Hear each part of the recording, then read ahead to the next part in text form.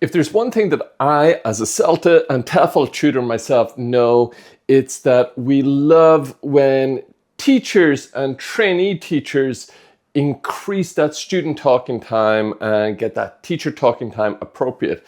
And so to that end, I've decided to make this video where I'm going to help you with 10 speaking activities, whether you're doing a purely speaking lesson or you're doing your follow-up productive task at the end of a reading lesson, or you're doing your free practice in a language systems lesson like vocabulary or grammar. These activities are applicable across the board, whether you're doing TEFL, CELTA, Trinity Cert TESOL, they will work in all of those courses and well beyond.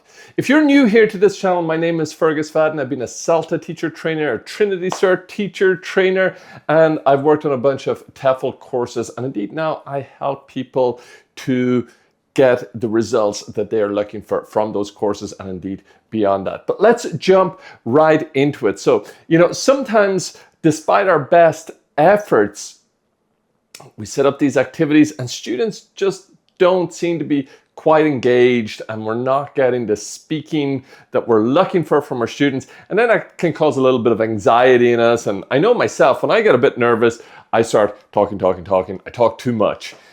And this is really not what we're looking for in the language teaching environment. We're looking to create that communicative classroom where students are doing most of the talking. So us as teachers, we can help them improve. So the first activity I've got, it's a simple one. It works whether you are a complete beginner or if you're at that proficient high level.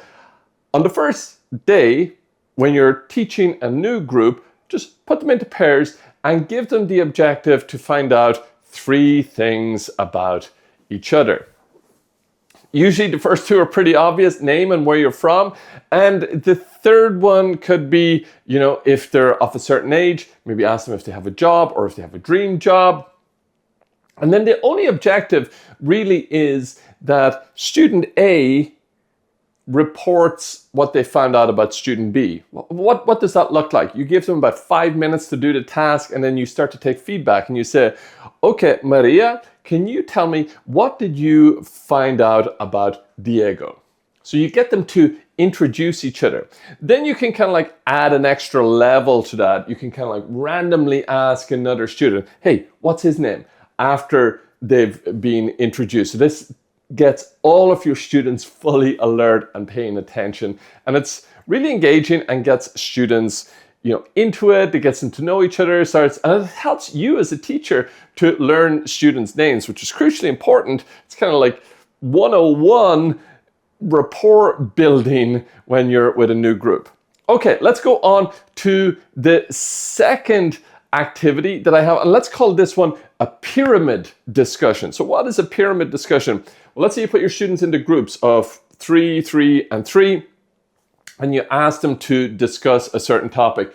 For example, let's say it's a follow-up task to a reading, and basically the topic is something like, do you agree or disagree with what the writer said in the reading? Let's keep it very simple just for this example.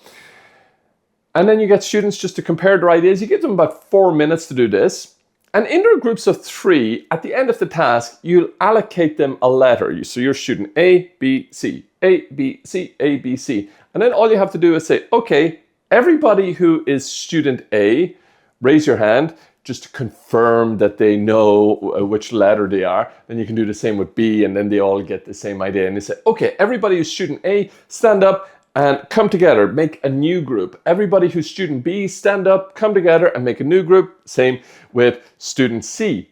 And then you say, okay, everybody, I want you to do the same thing again. Talk about what you thought about the writer's opinion. But this time, instead of saying, I think, you can say, we thought. Additionally, you can reduce the time. So instead of, let's say, 4 minutes that you give them the first time round, this time only give them 2 minutes. What this will help promote is students paraphrasing. And then you have 2 opportunities to monitor your students, take some notes for both content feedback and linguistic feedback, and it's really going to help inform you for things like error correction and indeed future lessons. And it's really, really engaging. By the time the students do that second time where all the A's come together, all the B's come together, they're full of ideas. And even if they didn't have an opinion themselves, well, now they can rely on the discussion they had previously with their group. Okay, 2 down. The third activity, I call this one, well, it's not my name, it's called the Snowball activity.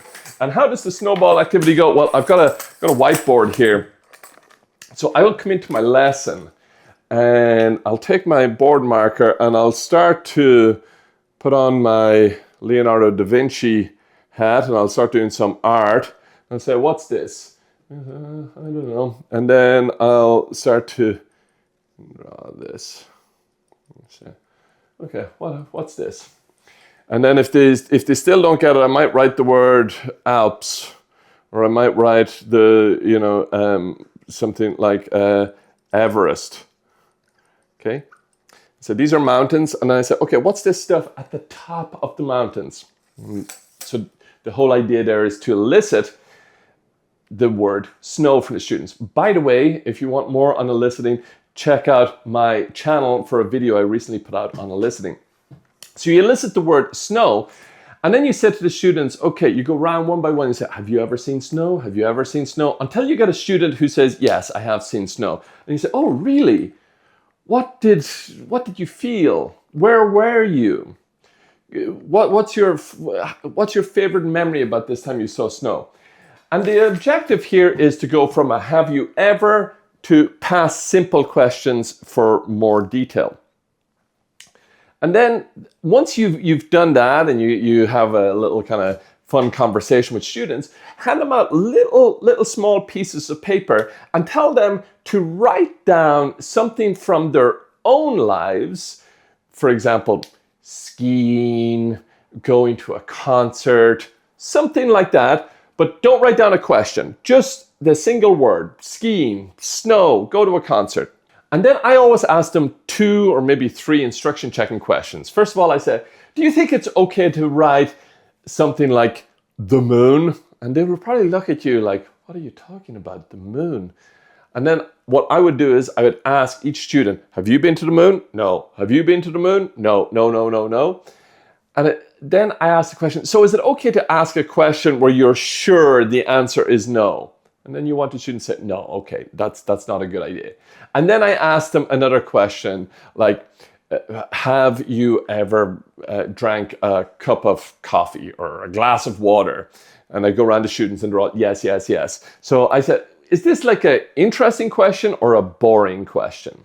Okay. So then I said, is it okay to write impossible questions? No. Is it okay to write boring questions? No. Okay, everybody, now you've got 5-10 seconds, write something down quickly. And once they do that, once I can see that they've all written something down, I do it myself as well. I write something down. I'll usually write something like, been to a music event or a concert. And I'll write that down and I'd say, okay, everybody, look, I have one here too. And then I roll it up into a ball. And then I say, what is something fun to do with the snow? And again, they'll probably look at you, what are you talking about? And then you can show your ball of paper and you can say, a snowball. And you can throw snowballs. And then literally in that moment, I will throw it towards one of the students. Sometimes they catch it, sometimes they're like, what the heck just happened there?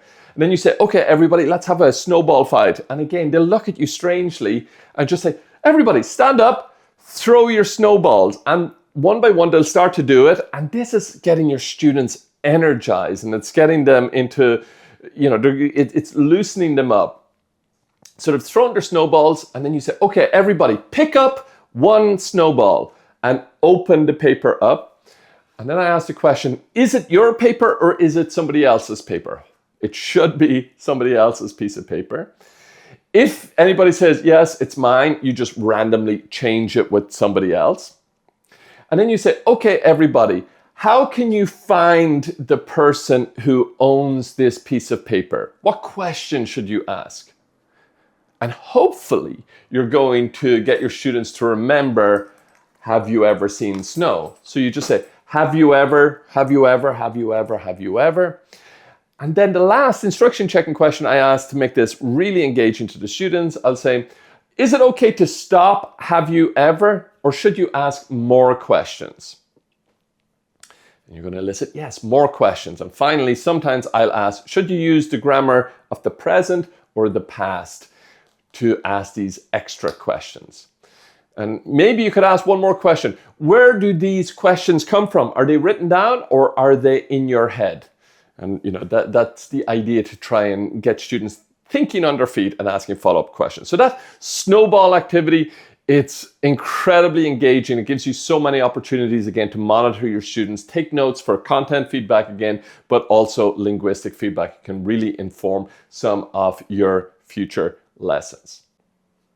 Hi, sorry, just before we go to the next speaking activity, I just wanted to draw your attention to, below this video, you will find into the description a link to my website. And what can you find over there on my website? Well, you'll find a bunch of resources to help you get up and running as a TEFL teacher, doing your CELTA. There's also a free e-learning course over there. And there's even the possibility to sign up for consultations with me, whether it be a quick free one. No matter who you are, I will offer you a free consultation. And indeed, beyond that, we can work together to help you achieve your goals. Okay, that was just a super quick interruption. Let's get back to the next speaking activity.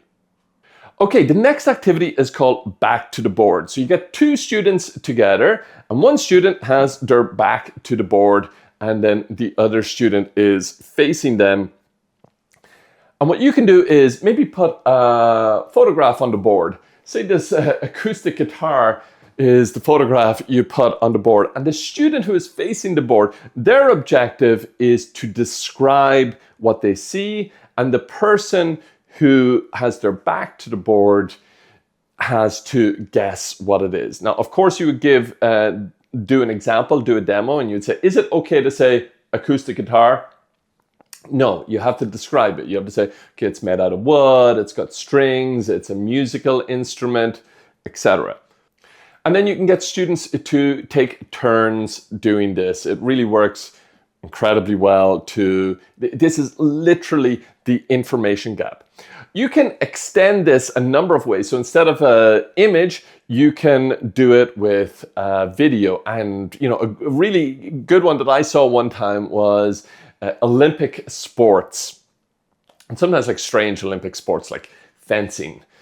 Could be a really good one because students may not have that word in their vocabulary. So it's a great way of eliciting as well. So getting students just to describe what they're seeing, and even the student with their back to the board can ask questions, ask the person to repeat themselves, ask them to go deeper on a part of their description, etc. And then you can make a little competition out of it. Who gets it first, for example.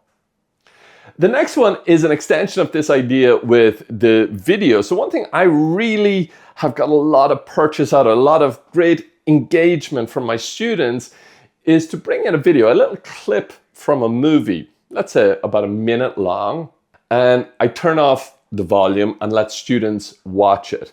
The students' objective when they're watching the video is to speak together about what is happening, who are the people in the video, what are they talking about? And then you just let them watch the video for a second time and see if their predictions were correct. You could extend this by maybe getting students to dub, to do a voiceover of the video as well.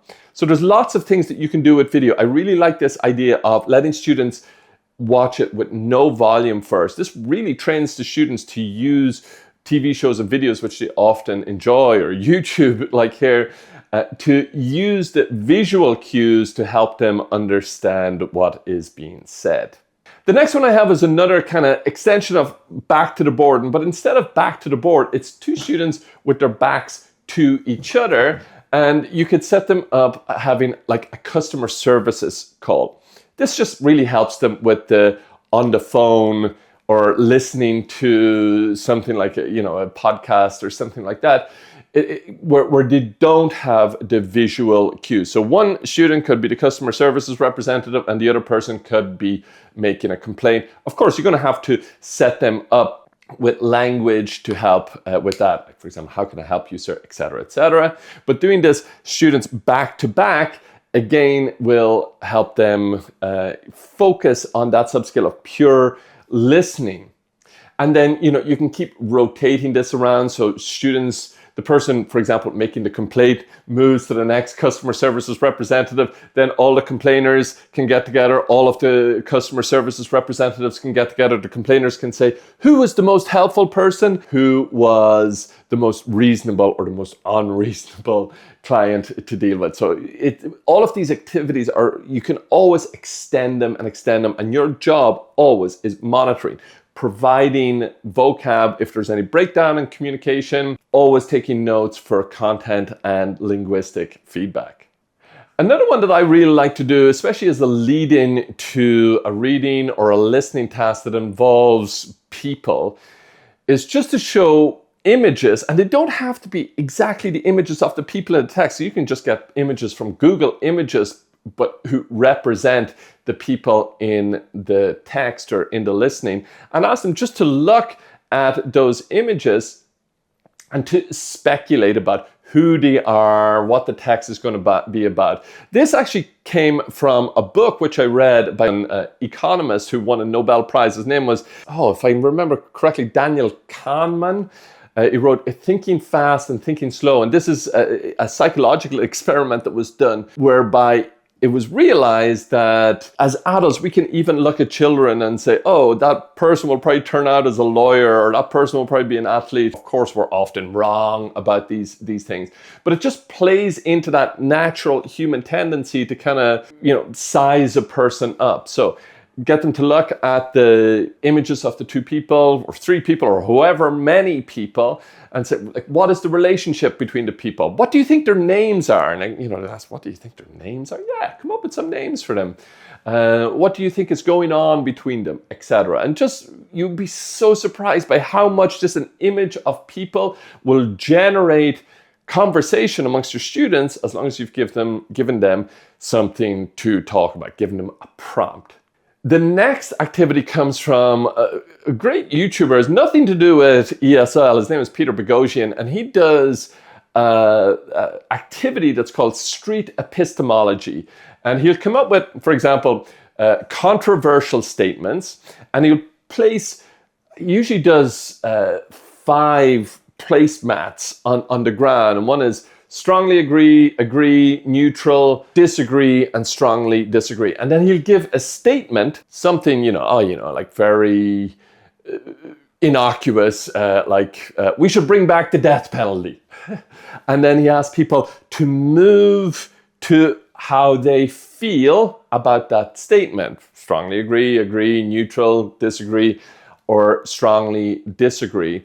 And then people need to, first of all, say why they went there, and then they're also asked the question, is there anything that a person who's furthest away from them could say that would make them move just one position? So a strongly disagree person doesn't have to go all the way to strongly, the other side, but your only objective is it possible that you could move one position? Now, you might, go for those kind of controversial topics, or you might go for, something that is potentially controversial, but really it's just fun. You might, I saw one YouTuber talking about this, and he gave the example of pineapple belongs on pizza. I thought that was a good, funny one, because people tend to have very strong feelings about pineapple on pizza. So, you can either go to real world kind of controversial topics. One thing I always say about controversial topics, just make sure to remember your role there is kind of like a referee. You're not really there to tell somebody you're right or you're wrong about this. The whole point there is sharing opinions. Again, students love this. And again, by getting them to stand up and move around and then justify their position, it's very energizing for the learners. Now, of course, it should be said with this activity, but with all of the activities, they don't just exist in a vacuum. Like for this one with let's call it the street epistemology, the agree or disagree, you've most likely provided them with language of agreeing and disagreeing prior to doing the task. So just always make sure that your students are properly scaffolded to do these tasks.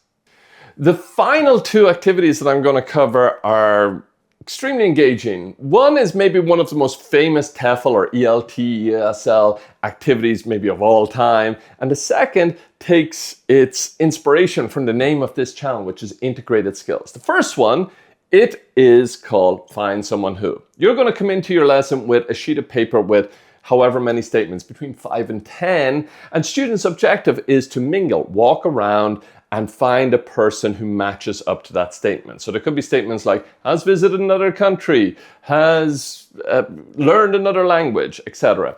You usually give the objective that they must find a different person for each sentence, although depending on your numbers, you might allow them to talk to, two sentences per person, etc. Your job while this is going on is to monitor, take notes for content and linguistic feedback. When students go back to their seats, you can put them into pairs to compare who they found for each of the sentences and ask any follow-up questions. Again, it's extremely engaging. Okay, the final activity, this integrated skills activity, it's called running dictation. Why is it integrated skills? Because yes, it's speaking and it's a very engaging speaking activity, but it also involves listening, it also involves reading, and it also involves writing. So how does the running dictation activity go? Well, you get a text, a short text with about 5 sentences, and you can print it, or if your handwriting is legible enough, you can handwrite that and then cut it up into strips of paper and go around, stick those on the wall in random order. It's important that it's random and that it's not in any kind of like sequential order that students can figure out. Then put students into pairs. One student, their job is to be the runner, and the other student, their job is to be the scribe or the writer. So the runner can go to the wall, read the piece of paper and try and memorize it, and then go back to their partner and dictate it to them. Their partner then needs to listen to them and they need to write it. Now this is very challenging because let's say, the student may not be able to memorize everything in one go, and the writer may be going at a rate that the student is trying to say it as fast as possible. Their partner is trying to say it as fast as possible, but they can't keep up with the writing. So they need to go back and forth a number of times. I usually give the instruction after every 2 sentences, they need to swap their roles. So the runner becomes the writer becomes the runner. And then, their job after that is to reconstruct the text, put it into the right order, and then that text could be a lead into a whole grammar lesson or a reading lesson or whatever it may be. Running dictation is one of, I would say, the most fun activities I've ever done with my students. Okay, that's it. Those are my 10 activities to help you, whether you're doing a TEFL or a CELTA. I just want to point out to you before I let you go, down in the description of this video, you'll find a link to my website. And over there, you're going to find resources and materials to help you. I have a free e-learning course over there. And I also have other courses to help you either with your TEFL or CELTA or Trinity course, or if you're looking to take the next step in your career. There's also the possibility to sign up for a free consultation call with me over there. So please go over and check out my website. I would love to hear from you. Okay, that's it for this video. Please let me know as well down in the description what speaking activities work particularly well for you. How did you manage to get that student talking time up and get that teacher talking time more appropriate? Okay, all that's left for me to say is thanks so much for watching. Bye for now, and I'll see you in the next one.